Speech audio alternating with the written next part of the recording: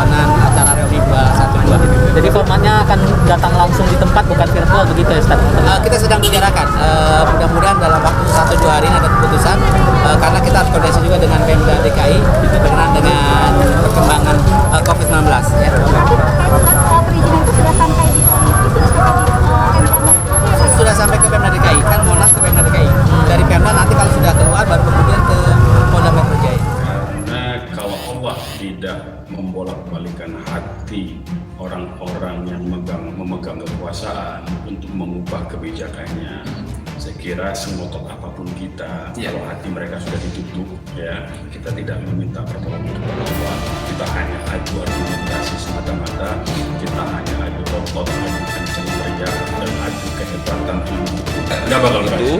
Kami minta semua kelompok masyarakat yang ingin melaksanakan kegiatan agar terus patuh dan taat disiplin melaksanakan protokol COVID, protokol kesehatan. Semua boleh melaksanakan kegiatan sejauh sesuai dengan ketentuan peraturan undang-undangan dan protokol COVID atau protokol kesehatan. Saya kira nggak ada kasus banyak. Kasus Habib Rizik cuma satu. Kesalahan dia cuma satu, yaitu tidak mau disogok oleh uang dan tidak mau disogok oleh jabatan. Cuman itu kasusnya.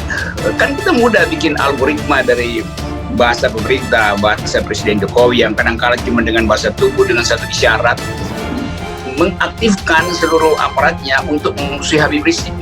Ya, sebetulnya ini Habib Rizik dijadikan musuh bersama. Jadi ini sebetulnya tuh, dan tentu potensial Habib Rizik untuk memimpin oposisi karena memang nggak ada oposisi kan.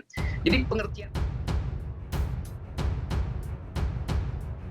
Ketua Umum PA 212 ajak istighosah agar Allah menghancurkan orang-orang yang zalim kepada cucu Rasulullah. Ketua Umum PA 212 Selamat Ma'arif mengajak seluruh pecinta Habib Rizik Syihab atau HRS untuk melanjutkan perjuangan memberantas ketidakadilan. Namun perjuangan itu tak dilakukan dengan cara turun ke jalan, melainkan lewat media sosial atau medsos. Ajakan tersebut agar temuan dari HRS Center terkait dugaan plagiarisme dalam vonis perkara tes usap palsu Rumah Sakit Ummi yang menjerat mantan pentolan FPI itu bisa terus bersuarakan. Kami dari PA 212 menghimbau kepada seluruh pecinta HRS, alumni 212 untuk segera bangun dan tegak berdiri melanjutkan perjuangan. Kita lanjutkan perjuangan untuk bisa menang di medsos, kata Slamet dalam konferensi pers di kawasan Matraman, Jakarta Timur pada Senin kemarin. Dalam definisi perjuangan medsos, menurut Selamat Ma'arif, para pejuang harus mengerahkan seluruh alat komunikasinya untuk jihad melawan kezaliman. Dia melanjutkan, jika hal itu dilakukan secara konsisten, maka kemenangan akan diberikan oleh Allah SWT. Gunakan jempol kita, gunakan HP kita, gunakan alat komunikasi kita untuk jihad melawan kezaliman dalam medsos. Insya Allah kalau istiqomah, Allah akan memberikan kemenangan pada kita. Jelasnya. Selain jihad di medsos, Selamat juga mengajak para pimpinan pesantren hingga ormas Islam untuk senantiasa berdoa agar pihak-pihak yang melakukan kezaliman terhadap HRS dan para ulama dapat punah. Dia menuturkan pihaknya nanti akan menyambut kemenangan dalam pengadilan akhirat. Ayo, mulailah hari ini mengajak umat, ajak jamaah, ajak santri untuk tetap mengetuk pintu langit dengan banyak istighosah, berzikir di pondok dan di majelis masing-masing agar Allah menghancurkan orang-orang dan kelompok yang zalim kepada cucu Rasulullah dan kepada ulama-ulama kita, tuturnya. Sebelumnya, Direktur HRS Center Abdul Khair Ramadan mengatakan unsur plagiarisme merujuk pada uraian penjelasan kesengajaan dan kemungkinan yang ternyata berasal dari internet. Setidaknya dua sumber dugaan plagiarisme, yakni hukum online dan atau skripsi mahasiswa Fakultas Hukum yang tidak menyebutkan sumber referensinya, kata Khair saat konferensi pers di kawasan Matraman, Jakarta Timur pada Senin 6 September kemarin. Ketua Umum PA 212 ajak istighosah agar Allah menghancurkan orang-orang yang zalim kepada cucu Rasulullah. Ketua Umum PA 212 Selamat Ma'arif mengajak seluruh pecinta Habib Rizik Syihab atau HRS untuk melanjutkan perjuangan memberantas ketidakadilan. Namun perjuangan itu tak dilakukan dengan cara turun ke jalan, melainkan lewat media sosial atau medsos. Ajakan tersebut agar temuan dari HRS Center terkait dugaan plagiarisme dalam vonis perkara tes usap palsu Rumah Sakit Ummi yang menjerat mantan pentolan FPI itu bisa terus bersuarakan. Kami dari PA 212 menghimbau kepada seluruh pecinta HRS, alumni 212 untuk segera bangun dan tegak berdiri melanjutkan perjuangan. Kita lanjutkan perjuangan untuk bisa menang di medsos, kata Slamet dalam konferensi pers di kawasan Matraman, Jakarta Timur pada Senin kemarin. Dalam definisi perjuangan medsos, menurut Slamet Ma'arif, para pejuang harus menggerakkan seluruh alat komunikasinya untuk jihad melawan kezaliman. Dia melanjutkan, jika hal itu dilakukan secara konsisten, maka kemenangan akan diberikan oleh Allah SWT. Gunakan jempol kita, gunakan HP kita, gunakan alat komunikasi kita untuk jihad melawan kezaliman dalam medsos. Insya Allah kalau istiqomah, Allah akan memberikan kemenangan pada kita. Jelasnya. Selain jihad di medsos, Slamet juga mengajak para pimpinan pesantren hingga ormas Islam senantiasa berdoa agar pihak-pihak yang melakukan kezaliman terhadap HRS dan para ulama dapat punah. Dia menuturkan pihaknya nanti akan menyambut kemenangan dalam pengadilan akhirat.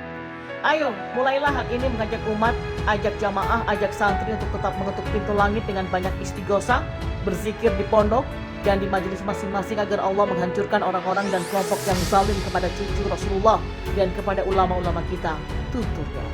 Sebelumnya, Direktur HRS Center Abdul Khair Ramadan mengatakan unsur plagiarisme merujuk pada uraian penjelasan kesengajaan dan kemungkinan yang ternyata berasal dari internet.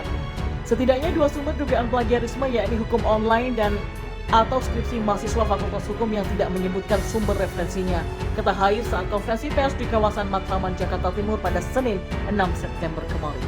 Tuhan, kebebasan berbicara, dan Habib Rizik Shihab. Kebebasan berbicara itu hak, bukan pemberian. Hak atas kebebasan bersama dengan hak atas hidup dan hak atas kepemilikan diberikan oleh Tuhan, bukan oleh negara. John Locke menyebutnya sebagai natural right. John Locke menyebutnya natural rights.